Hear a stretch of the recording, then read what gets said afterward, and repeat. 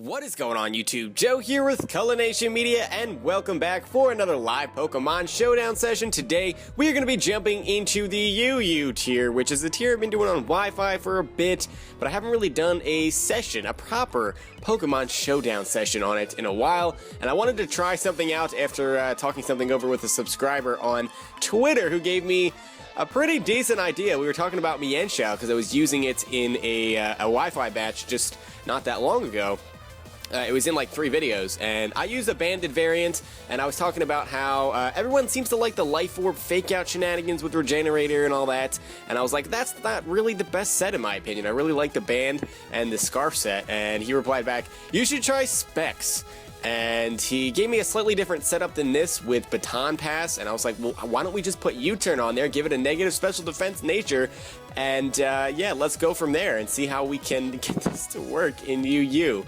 So yeah, we've got a naive nature, max speed, max special attack, and then the 4 extra EVs I just put into attack. U-Turn, Aura Sphere, which is our best stab move other than Focus Blast. Grass Knot, which is great for some of the heavier Pokemon in the tier that are also weak to grass, like some of the bulkier waters, Swampert, for example. And Hidden Power Ice is there because Salamence and Gligar are now UU. Speaking of which, the next Pokemon is going to be Gligar. Actually, before we move on to that, though, I forgot to mention, if you guys want to show your support, feel free to do so by clicking that like button right below this video, or you can leave a suggestion or a comment or whatever you would like to do down below. I'm just going to kind of skip over that spiel because I'm kind of into talking about the team here. So we have Nightwing, the Gligar making his return. This one's a little bit different. I like to usually carry Stealth Rock and Defog with the Hypercutter ability, but I ended up going with Immunity this time so that we can switch this into Toxics. So I just have the Stealth Rock, no Defog, because Defog is obviously illegal with the other ability. So then we have EQ and Knockoff, because Knockoff is good for other Gligars that might want to switch in, and then Roost for the recovery, Impish Nature, max HP, max defense, and the extra 8 EVs are going into attack to increase the power of EQ and Knockoff a little bit. Then we have Elio, the Assault Vest, Electros making his return. This time he is mixed because he has Knockoff. I forget what I was carrying before. I must have been carrying Volt Switch, T-Bolt, Flamethrower, Giga Drain, so I just replaced T-Bolt with Knockoff. So Volt Switch is our only stab move. Max special attack with a quiet nature so that we do not decrease the power of Knockoff. We've got the 8 EVs there, the rest into HP, and we have an odd HP number just for switching in on Stealth Rocks and burns and things of that nature. Really nothing too fancy there. Flamethrower takes care of things like Fortress, and yeah, that's pretty much self-explanatory. Then we have Shells, the Mega Blastoise. I gave it Rain Dish, not that it matters because we just Mega Evolve. Rapid Spin so that we can get rid of any type of hazard since I am not carrying the Defog. Then we have the Dark Pulse, which beats most spin blockers because they're ghost type. Scald and Ice Beam round out the sets. Max HP, max special attack so we can hit pretty hard. Then we have Kerm, the Suicune dedicated counter with Swords Dance, Drain Punch, Gunk Shot, and Sucker Punch. Max speed, max attack, dry skin with a Jolly Nature, and a Life Orb. Actually, I'm going to switch that over to an Adamant Nature since base 85 doesn't outspeed too many things anyway, even with max speed. So that at least increases the power of our attacks a little bit. I could run Poison Jab over Gunk Shot, and I might have to switch that, especially because I miss it all the time. But we're going to go with Gunk Shot since it's our most powerful move. So yeah, we can just switch in and set up all over Crocoons, which are everywhere in UU. So the one thing that I really hate about the tier is that everyone uses Crocoon, the same exact set. It's so annoying, so I have to bring something that can handle it, and Kerm is that. Then we have Sam, the Choice Scarf Braviary, something I haven't used in quite a long time. We have the Defiant over the Sheer Force, so we can switch in on Defogs and get a +2 in attack, and also intimidate users like Arcanine can't switch in safely, at least. We have U-Turn, Brave Bird, Return, and Superpower, which I think is the best coverage. Superpower hits things like Aggron that can switch in on everything else. Max attack, max speed. I ended up going with an Adamant Nature just for a little bit extra power, and that is that. So we're just going to get into a game here. Don't want to waste any more time since that intro was 5 minutes long, basically. And look, we have a Crocoon. Crocoon is in the building. So this is going to be just about Kerm. It's all about Kerm. He's probably going to be on the thumbnail. It's probably just going to be Probably Mienshao and Toxicroak if I had to guess. Although, I don't know if Mienshao will do anything. I really don't. I just wanted to try it because it's something kind of weird. But it's probably not that good. So yeah, we may also want to test things out and see if we want to switch that HP Ice to HP Fire if I run into like fortresses all over the place. But if I don't, then I'm just going to run into Gligar. So he goes for Toxic, and that's perfect because he just lets me knock off his Eviolite. And of course he goes for Toxic because this is Porygon 2, and that's what everybody does with P2 now. You just Toxic stall because it's fun. So I'll Volt Switch now. If he wants to go into Steelix, Flamethrower is going to do a lot. So I don't know if that's really your best play. He does go into the Steelix. Okay, I mean, fair enough. If you really want to just let me get all kinds of damage on this, because I do outspeed it, because it's a Steelix, it doesn't outspeed anything. I doubt you're running max speed Steelix. I highly, highly doubt that. You're probably either max HP, max attack, or just max defense, or maybe some special defense investment. That does so much damage, 64%, as he goes for the Stone Edge, predicting me to switch into Braviary, I guess? Why would I switch that in? You can't hit me with EQ. I could go for Giga Drain to try to get some of my health back. That's kind of tempting, but I think we still just die, so I'm just going to go for the Flamethrower, as he does switch into Porygon 2. And we're going to die to the Toxic, and that's completely fine with me. We got rid of the Eviolite on Porygon 2, and we got all kinds of damage on that Steelix before going down. So there's not really too much more I could ask of you. We could go out into Kerm here, because the Drain Punch might just kill it. It might just kill it. I kind of want to get up Rocks too, though, because that Yanmega could be a problem, especially if it is Speed Boost. I don't think you're going to go right into Espeon. Actually, I can go for EQ if I want to predict that, because that should be doing a lot to an Espeon. No, he just stays in, and he's immune to that because he traced my Levitate. Okay, he just wanted to stay in and recover. Now I'll go for Stealth Rock, and he still stays in. He goes for Tri-Attack. I mean, I know these things could carry Ice Beam, but they usually don't when they're the Toxic Stalling set. They usually have Recover, Tri-Attack, Toxic, and then what's the other move? Usually T-Bolt. And clearly he doesn't have the Ice Beam because he's going for Tri-Attack. So I guess we're switching because he's just leaving this thing in. As he goes for Tri-Attack, does 58% to this thing, and Aura-Sphere, I would assume, would do a lot. Or we could just U-turn to get some Regenerator, but he doesn't really have too much that wants to switch in on this. So I think we 2-hit KO even Yanmega. Oh, he just goes out into Steelix. That's dead. That is dead as can be, so alright. Sweet. Minquando, the special Mienshao, getting a kill in the first battle. That's what I like to see. That might be his only kill the entire session, because he's honestly pretty weak, even with the choice specs. But I will take it. Killed a Mega Steelix, not even bad. Obviously, he was predicting a physical attack. I don't know if he was going to live a high jump kick, honestly. Maybe he just predicted a U-turn. I don't really know. He's going to go out into Espeon, assuming that I am probably choiced into that. And he would be right about that. At this point, do I really need this thing for anything?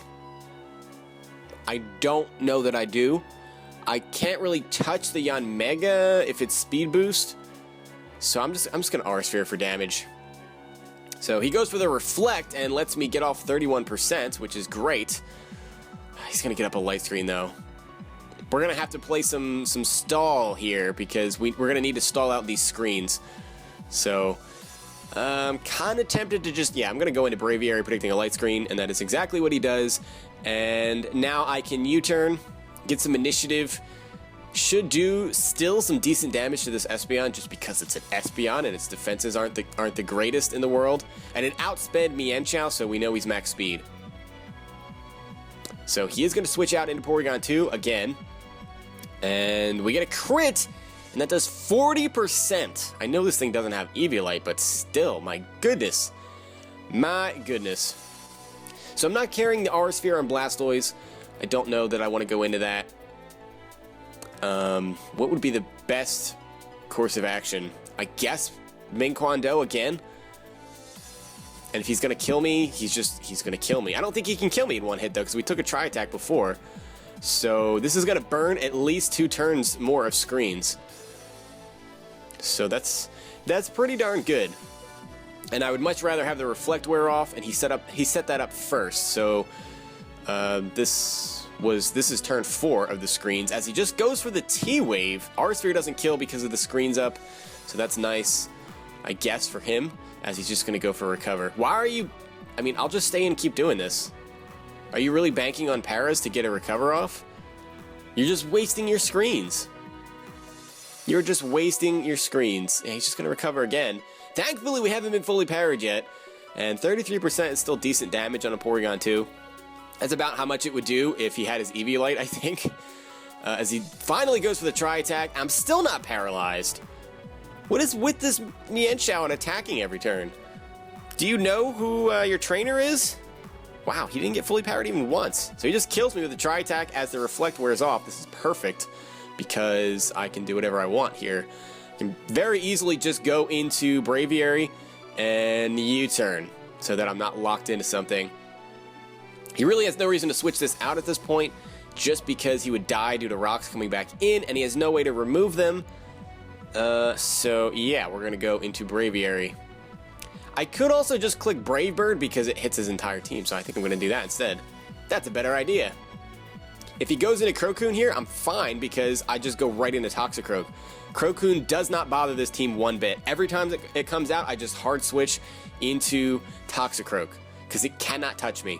He is going to come in here, and that's perfectly fine because we just go right into Kerm, and if he stays in to do anything, I get a free SD, which is not good for him. He's just going to come on. What are you doing? I have a Toxicroak. Why are you setting up? I have laddered a little bit, so I'm not at the very, very bottom of the ladder. I think I was around 1,300, maybe a little bit below that, which is still kind of low for UU because it's a big ladder, but still. He's still just setting up Calm Minds, letting me set up Swords Dances all over the place. This thing is going to sweep your team. That Yanmega is going to take 50% and it just dies. I'm going to go for Gunk Shot, and it misses, and he's going to Scald me. He forgot about Dry Skin. He had to. It's fine. We'll go for another Gunk Shot. He's probably going to switch here. Maybe in the Espeon to fodder it. I don't know. He goes into the Infernape. That's fine. And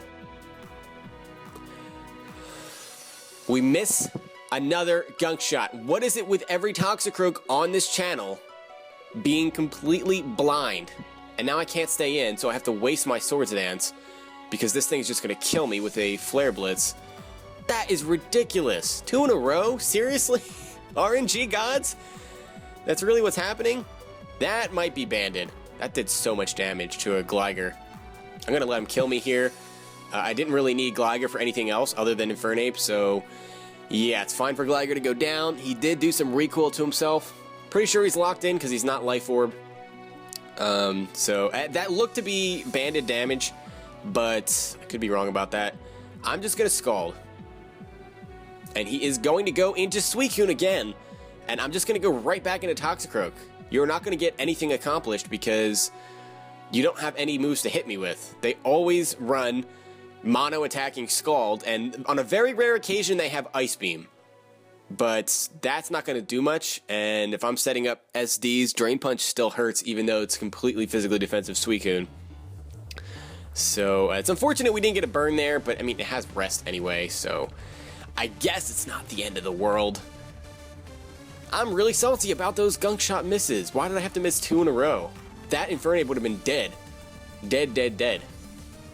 So he goes into Yanmega. That was actually a very good play because this thing outspeeds me. And I don't know that a Sucker Punch kills from there. That is problematic. That is problematic. I don't know if I want to switch in Blastoise just because I can take a hit from this thing from full health. I might have to switch in Braviary, but Braviary just kills everything. If it's not Speed Boost, Braviary kills this and kills everything that's not Suicune. I'm going to go into Blastoise as he goes for Air Slash. We can actually take 2 of those.